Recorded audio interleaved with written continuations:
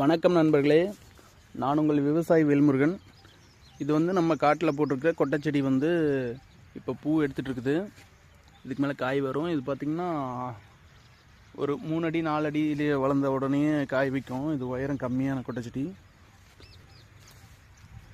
வருங்க, கொட்டைச்செடி கொலை வச்சிட்ருக்கு.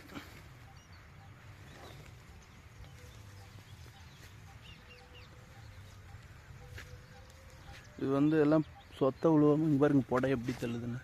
சொத்தை உழுவாமல் இதை வந்து மருந்து அடிக்கணும். எறும்பு நிறைய சாப்பிட்டுட்டு இருக்குது. அது இல்லாது இந்த அவரை செடிக்கு மருந்து அடிக்கணும். அவரைக்காய் இப்போ தான் பூ எடுத்துகிட்ருக்குது.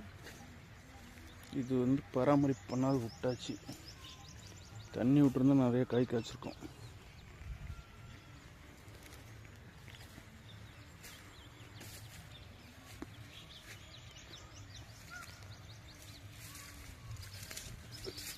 நன்றி, வணக்கம் நண்பர்களே.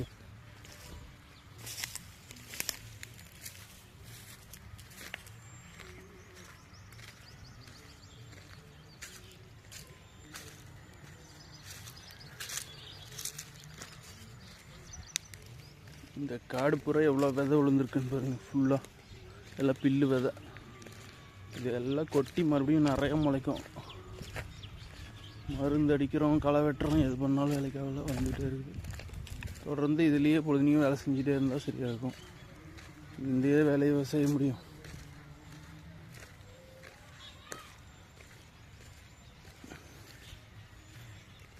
வாழைத்தார் உடஞ்சி வச்சு காய்ச்சாச்சு.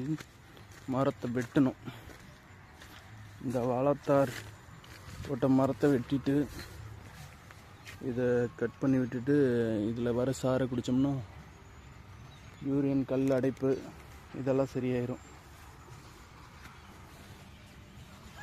குண்டு மல்லி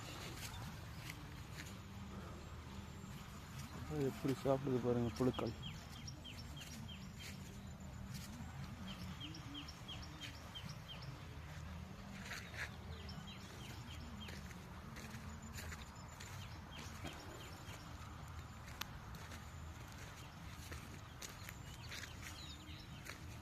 நன்றி, வணக்கம் நண்பர்களே.